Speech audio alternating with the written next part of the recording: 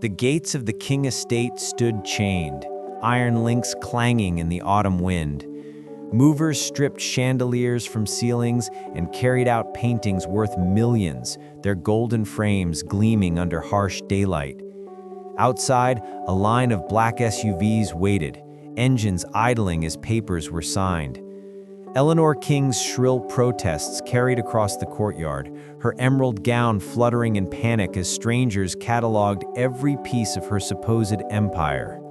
Neighbors watched from a distance, stunned at the spectacle of downfall. The house that once symbolized untouchable wealth was being dismantled brick by brick. A voice whispered through memory. The mansion had never belonged to them. It had always belonged elsewhere, to someone they had mocked without mercy. The story of this collapse began long before the chains on the gates, inside the very halls where arrogance dripped from the chandeliers like poison. Weeks earlier, the King family's estate shone under hundreds of lights strung across marble columns. Gold trim glimmered on the walls, crystal glasses clinked, and laughter echoed like victory drums. This was no mere party. It was an announcement of dominance, the merging of wealth and reputation. Guests arrived in silks and diamonds, each one eager to prove proximity to power. Champagne flowed freely, and the air was heavy with entitlement. At the center of this glittering arena, the kings positioned themselves like royalty, basking in the admiration of allies and the envy of rivals. Their son, tall and polished, stood at his mother's side with the practiced smile of someone raised to inherit privilege. All eyes were drawn to them until another figure entered quietly, one who carried no jewels, no extravagant gown, only a calm presence that unsettled the perfection of the night. As Isabella stepped into the ballroom, whispers rippled like a current. Her ivory dress was plain, modest against the explosion of couture around her. Shoes scuffed, hair pinned with a silver clip, she appeared almost fragile among the sea of emeralds and sapphires. Guests leaned into one another, voices dripping with amusement as they dissected every detail of her appearance. Comparisons to thrift shops, bus stops, and desperation floated through the air like poisoned confetti. Laughter followed her movements, each cruel remark tossed casually into the storm of chatter. To them, she was a joke, an outsider daring to stand on marble meant for dynasties. Yet Isabella's posture remained steady, her face calm, her silence sharper than any retort. While their voices swelled, her stillness held power, as though she had walked into this room not to beg acceptance, but to deliver a verdict. Eleanor King swept across the ballroom like a storm wrapped in silk. Her emerald gown shimmered as she stopped before Isabella, her smile sharp as glass. The matriarch's voice rose above the music, drawing the attention of those nearby. With one calculated remark, she turned the whispers into open ridicule. The crowd erupted in laughter, emboldened by the permission of their queen bee. Eyes turned eagerly toward the bride-to-be, waiting for her to crumble under the humiliation. Alexander King lingered nearby, his polished features untroubled, his lips curling faintly as if entertained by the spectacle. He offered no defense, no gesture of support, only the cool detachment of privilege. To the gathered guests, Isabella appeared cornered, the perfect victim of their game. Yet her expression did not shift. In her stillness, she seemed to record every insult, every smirk, storing them as carefully as jewels. The cruelty spread like wildfire, each guest eager to outdo the last in cleverness. A cousin with pearls at her throat mocked Isabella's dress, her voice dripping with condescension. The group laughed, certain of Isabella's humiliation. But instead of retreat, Isabella raised her gaze and offered a single calm glance, one that reflected the insult back like a mirror. The cousin's smirk faltered, the laughter stuttering before someone else quickly filled the silence. Around the ballroom, the attacks grew sharper, Yet a strange unease began to stir. Isabella did not break. Her silence seemed deliberate, unnerving in its steadiness. For every blow struck, she absorbed it without flinch, her presence somehow expanding in the face of mockery. The game began to shift. What was meant to crush her only heightened the contrast between their noise and her quiet strength. Near the edge of the ballroom, Isabella's fingers brushed against her clutch. Inside, a plain silver pen rested against folded papers, simple yet heavy with meaning. She held it for the briefest moment, grounding herself as laughter swirled around her. The guests saw nothing more than a woman clutching a purse. To them, she was powerless, out of place, a temporary distraction in their endless parade of wealth. Yet the object beneath her fingertips carried a different story, one not yet revealed. It was a symbol of legacy, of truths hidden behind quiet patience. She did not pull it out. She did not need to. The calm way she let her hand rest against it was enough to unsettle those who happened to notice. The crowd laughed louder, misinterpreting her stillness for surrender, never realizing she held more power than all of them combined. As the insults grew bolder, eyes shifted toward Alexander King, waiting to see how he would protect his bride-to-be. Instead, his polished smile curved sharper, and he delivered his own jab, subtle but unmistakable. It was a declaration to the crowd that he stood with them, not with her. The room erupted in approval, laughter swelling as if the verdict had been sealed. Isabella's silence was recast as weakness, her presence an embarrassment to the family. Alexander adjusted his cufflinks, savoring the attention, believing himself the untouchable prince of the evening. Yet his betrayal did not strike Isabella down. Her gaze lingered on him briefly, unreadable, before she returned to her steady calm. The crowd mistook this composure for defeat. In truth, every insult, every betrayal was being carefully collected. A storm was gathering in silence, waiting for its moment to break. The music softened as Eleanor raised her crystal glass high, commanding silence with a single gesture.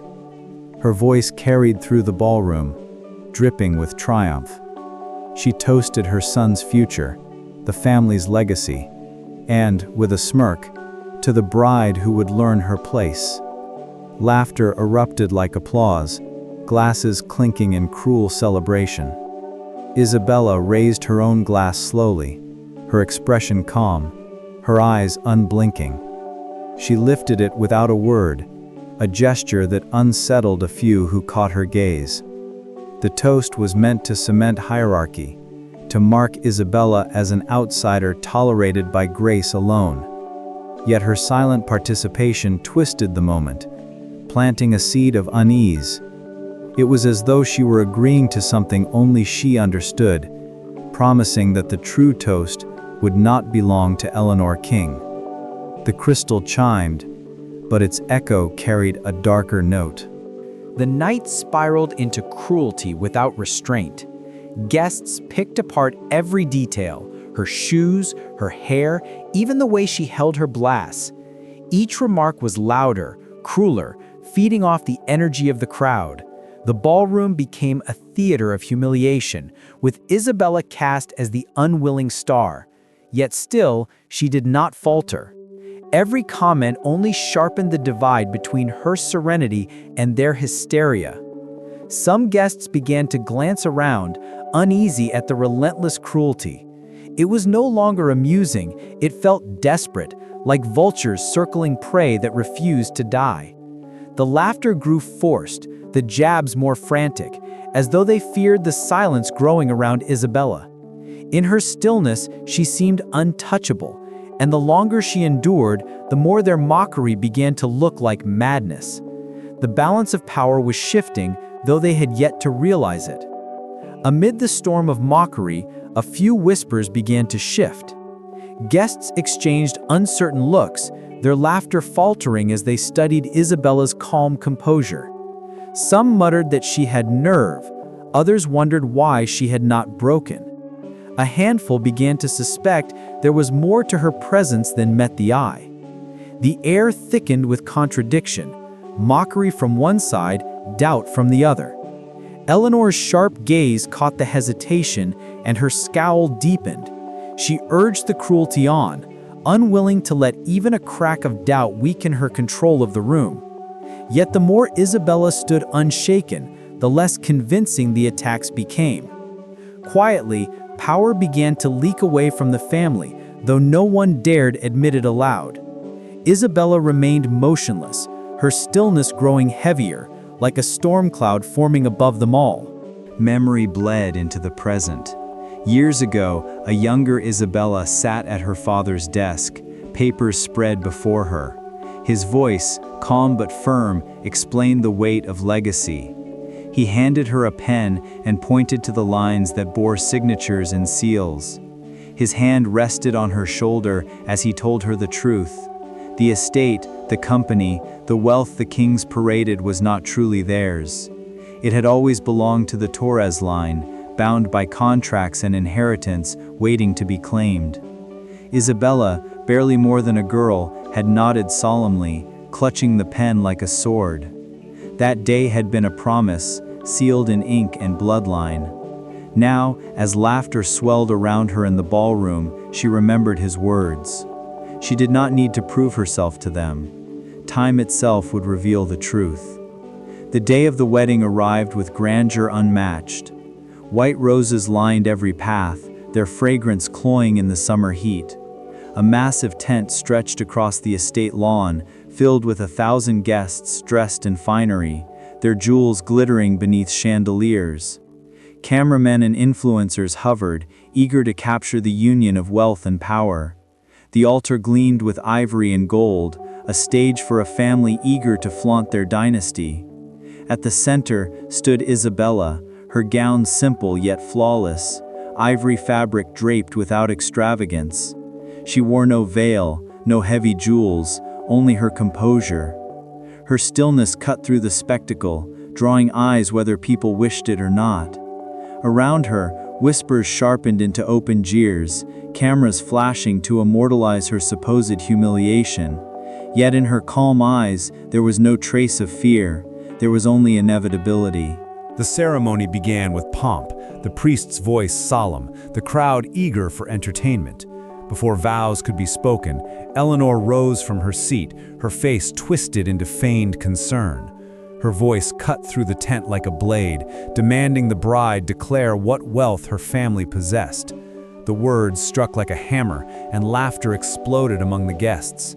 They leaned forward eagerly, phones raised to capture her humiliation. To them, this was the peak of the performance. A bride cornered before the world, exposed as a fraud in her most vulnerable moment. Alexander shifted uncomfortably, but his silence spoke louder than any words. Around Isabella, the tent vibrated with cruelty, each laugh a dagger hurled without mercy.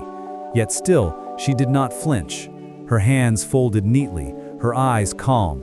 The storm was building, and she stood at its center. The atmosphere turned savage as influencers in the front row lifted their phones, recording every second. One smirked as she typed captions mocking the bride, her followers watching in real time. "The thrift store queen at the altar," she whispered, ensuring her cruelty spread beyond the tent. Guests around her leaned in, laughing, adding their own commentary for the streams. Across the crowd, the glow of screens multiplied, each one a mirror reflecting Isabella's supposed shame. For the kings, it was perfect, a public stage where their dominance was displayed before the entire world. For Isabella, it was the moment she had been waiting for. She shifted her hand gently to her clutch, her thumb brushing the silver pen inside. The laughter swelled, the phones kept recording, and the audience leaned closer, unaware they were seconds from becoming witnesses to ruin. The tent stilled as Isabella reached into her clutch. Slowly, deliberately, she unfolded a set of documents stamped with official seals. The laughter faltered, replaced by murmurs of confusion. She raised the papers, their weight undeniable, the crests on their headers shining under chandelier light. They were records of inheritance, ownership, and transfers long hidden in plain sight. The estate, the company, the very foundations of the King family's wealth legally belonged to the Torres line. Gasps broke through the crowd as realization dawned. This was not the humiliation of a poor bride. This was the unmasking of thieves who had paraded stolen power. The documents were irrefutable, their authenticity recognized instantly by those who understood. The room that had mocked her now stared in stunned silence. The outsider they ridiculed was in fact the rightful owner of everything they worshipped. Confusing erupted as the papers passed through eager hands, each seal verified, each signature undeniable. Lawyers in the audience stiffened, their expressions shifting from smug amusement to quiet alarm. Guests who had jeered leaned back in their seats, suddenly uncomfortable with their earlier cruelty. Eleanor's face drained of color, her hand trembling as she reached for her glass. Alexander tried to speak, but the murmurs swallowed his words. The balance of the room shifted instantly, the air electric with panic. What was once entertainment had become exposure, their arrogance unraveling under legal truth. Cameras continued to record, but now they captured fear rather than mockery. Isabella stood at the altar, her presence unshaken, her calmness magnified by the chaos spiraling around her. The guests who had laughed now whispered in dread, realizing they had humiliated the woman who owned their stage. The silence shattered as Isabella's presence filled the tent. She declared what the papers already proved. The estate, the company, and the very ground beneath their feet belonged not to the kings, but to her. Guests gasped, some standing in disbelief, others clutching their pearls. Glasses slipped from hands, shattering against polished floors. Panic rippled through the tent as realization set in. They were not celebrating the King dynasty. They were trespassing on Torres property. The chandeliers above suddenly seemed hostile, symbols of a reign that had never been theirs. The King family's power dissolved in an instant, their legacy revealed as borrowed finery worn too long. Guests turned toward Eleanor and Alexander, their faces burning with shame, while Isabella stood serene. She had not spoken many words, but the truth had detonated with more force than any scream could deliver. The matriarch who once ruled the room with an iron smile now stumbled forward, her emerald gown dragging against the polished floor. Eleanor fell to her knees before Isabella, her voice breaking, begging for forgiveness. Gasps filled the air as the image etched itself into every watching eye. The woman who mocked a dress, now groveling at the feet of the bride she scorned. Her jewels clattered as she clutched desperately at fabric, her dignity dissolving under the weight of truth. Guests recoiled, some hiding their faces, others recording the scene with trembling hands. The once untouchable matron of society had become a spectacle of humiliation, her power shattered in a single gesture. Isabella did not move. Her calm gaze remained steady, as though this moment had been written long before. The empire Eleanor defended so fiercely had crumbled at the altar of inheritance. Alexander surged forward, rage twisting his polished features. He demanded the documents be dismissed, his voice sharp with desperation. Yet before he could reach the altar, two suited lawyers stepped between them, flanked by estate guards. With icy authority, they declared Alexander a trespasser, a man with no rights to the property he claimed as home. The crowd erupted in shocked whispers, their disbelief mounting. Alexander froze, his fury collapsing into panic as the guards held their ground. To be called a trespasser in front of 1,000 guests was worse than insult. It was erasure. The heir of the King name had been reduced to nothing, stripped of identity before his own wedding audience. He shouted again, but his words rang hollow, drowned by the weight of law. Isabella's silence pressed heavier than his rage, a crown unseen yet undeniable. As Alexander fumed, Isabella's gaze swept the crowd. One by one, her calm eyes met those who had hurled the sharpest jabs. Each insult they had thrown returned to them like a reflection. their own cruelty twisting back. The cousin who mocked her dress glanced down, ashamed of her own fading gown. The man who laughed at her shoes shifted uncomfortably, hiding his scuffed heels.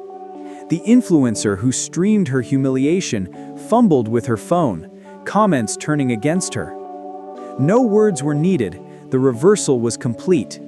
Their mockery exposed their own fragility, their laughter now a hollow echo in the tent. The crowd wilted under Isabella's gaze, their arrogance stripped bare. For every cruelty they had thrown, a mirror now stood before them, showing their own ugliness. Isabella remained unmoved, her silence louder than the storm of humiliation crashing around them. News spread like wildfire. The live streams meant to humiliate Isabella now turned into weapons against the kings. Social media erupted with disbelief as millions watched the downfall in real time. Headlines flashed across glowing screens. Bride revealed as rightful heir. King family empire collapses at the altar. Guests' phones buzzed with alerts, stock prices plunging, reputations shredded with every passing second. Those who once sneered at Isabella scrambled to hide their faces from the cameras, terrified of being tied to disgrace. The very tools of mockery had become the instruments of destruction. Isabella stood motionless at the center, her image transmitted across the globe, not as a victim, but as a conqueror. The kings had invited the world to witness her shame, but instead they had broadcast their own annihilation. The humiliation was no longer private, it was eternal. Panic rippled through the tent as guests began to shift allegiance. Those who once laughed at Isabella now rushed to flatter her, offering shallow compliments and false admiration. They stepped away from the kings, their distance an open betrayal of a family no longer worth clinging to. Former allies whispered excuses, claiming ignorance, their hypocrisy naked before the cameras. The king's social circle unraveled in moments, allies scattering like leaves in a storm. Isabella's gaze did not soften. She watched them betray with the same cold patience she had endured their cruelty. Each false smile only underscored the collapse of the dynasty. The guests who once drew power from the king name now fought to sever ties, abandoning them to ruin. The isolation was complete. In a single night, the kings lost not just wealth, but their entire kingdom of followers. The tent fell into uneasy silence as Isabella lifted a crystal glass, her movements unhurried, deliberate. All eyes turned to her, expecting condemnation, perhaps vengeance. Instead, she raised the glass high, her posture regal, her face unreadable. She spoke only to dedicate the toast, not to mockery, but to truth, to rightful heirs, to the end of false dynasties. The sound of glass against glass rang hollow as guests followed suit, their hands trembling, their eyes downcast. The gesture carried no warmth, no joy, only authority. It was the mirror image of Eleanor's earlier toast, but this time the weight of power was undeniable. The family that once controlled the room was silent, exiled from their own celebration. Isabella's glass lowered with precision, the sound echoing finality. The toast was complete. The heir had claimed her place, and the usurpers had fallen. The tent held its breath as Alexander staggered to his feet, his face twisted with desperation. Humiliation had carved through his pride, but his arrogance flared once more. He screamed accusations, insisting Isabella was nothing without him, his voice cracking under strain. Yet no one answered. The crowd watched in silence, their allegiance shifted, their judgment absolute. His words fell into emptiness, echoing like the final cries of a man drowning. Cameras caught every moment, his fury immortalized as failure. Once the groom of a grand dynasty, he now appeared pathetic, a man stripped of title, wealth, and dignity. Isabella remained motionless, her calm composure amplifying his collapse. His rage no longer carried power. It was the tantrum of a dethroned prince. The silence that followed pressed heavier than any reply. His dynasty had died before his eyes, and he had no crown left to wear. The weight of authority shifted completely as estate guards moved forward. Papers confirmed, signatures validated, ownership undeniable. They approached Eleanor, Alexander, and their lawyer, informing them with cold precision that they were no longer welcome here. Gasps rippled as the once proud family was escorted toward the exit of their own estate. Eleanor sobbed, clutching at her gown as if fabric could anchor her empire. Alexander resisted, thrashing against the inevitable, his face crimson with shame. Their lawyer, pale and sweating, muttered weak protests, each one silenced by the official documents in hand. Guests parted like water, watching the spectacle of eviction. Phones recorded, capturing the dynasty's fall with relentless clarity. The kings did not walk out with dignity. They were dragged into obscurity. For the first time, they felt the weight of true humiliation, stripped of title, home, and audience in one merciless stroke. When the chaos settled, only Isabella remained at the altar. The chandeliers glowed softly above her, illuminating her calm figure as if the light itself acknowledged her claim. The crowd's whispers fell into silence, their eyes fixed on the woman they once mocked. She did not gloat, did not raise her voice, did not revel in the ruin around her. Instead, she simply stood in the space that was hers, a rightful heir reclaiming her throne without spectacle. In her composure was the quiet weight of authority, heavier than any crown. The estate, the tent, the audience, all belonged to her now, not through cruelty, but through truth. Her calmness unsettled those who remained, for they had expected vengeance. What they witnessed instead was something more terrifying: complete, silent dominance. Isabella was not leaving. She was home, and they were the intruders. A memory flickered once more, soft and steady. Years earlier, Isabella sat in her father's study, the air thick with the scent of leather-bound books. Papers spread across the desk bore seals of ownership, contracts forged generations ago. Her father, weary yet resolute, pressed the silver pen into her hand. His words were quiet, but they carved themselves into her heart. This empire is yours, but it is not for vengeance. It is for truth. Isabella had nodded, young and solemn, the weight of legacy settling upon her shoulders. That promise had guided her through every humiliation, every whispered insult, every calculated silence. Now, standing at the altar of her inheritance, the memory returned not as comfort but as confirmation. Her father's voice lived within her calm. She had not destroyed the kings out of anger. She had simply restored balance. Outside the tent, black cars waited as the disgraced family stumbled forward, forced from their former kingdom. Eleanor wept openly, her emerald gown stained by dirt and tears. Alexander cursed, his rage echoing in the night, but no one listened. Their lawyer trailed behind, head bowed in defeat, his career shattered. The estate that once crowned their glory now loomed behind them like a tombstone, every window glowing with the wealth they had claimed but never owned. Guests whispered harshly, their voices condemning the family that had humiliated them all by false rule. No farewell, no sympathy followed them into the cars. Doors slammed, engines roared, and the procession vanished into the darkness. What had begun as the grandest day of their dynasty ended as their public burial. They did not leave as nobles. They left as beggars stripped of legacy. Within the tent, silence reigned. Isabella approached the altar and set down the silver pen upon the polished surface. The same pen her father had given her years ago, the symbol of legacy, now lay in plain sight.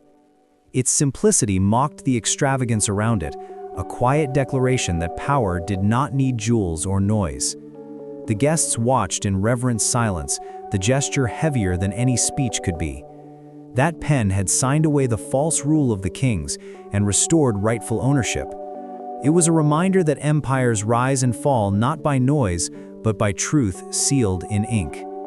Isabella's hand lingered for a moment before she stepped back, her calm presence filling the void.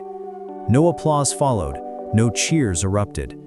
The silence itself was tribute, acknowledging the authority of the heir who needed no crown. The ceremony had crumbled, the dynasty erased, yet Isabella's presence remained unshaken. She turned slowly from the altar and walked toward the grand doors, the same entrance through which she had once been mocked. Each step echoed across marble, deliberate and steady, her gown whispering against the floor. The crowd parted in silence, their gazes lowered, their voices gone. Cameras followed, not the collapse of a bride, but the rise of an heir reclaiming her kingdom. Outside, the world waited with questions and chaos, but Isabella carried only stillness. She did not glance back at the ruins of the kings. She did not need to. Her silence was her crown, her calm the throne upon which she stood. They had called her nothing, they had called her weak, yet in the end, she owned everything, and they, nothing at all.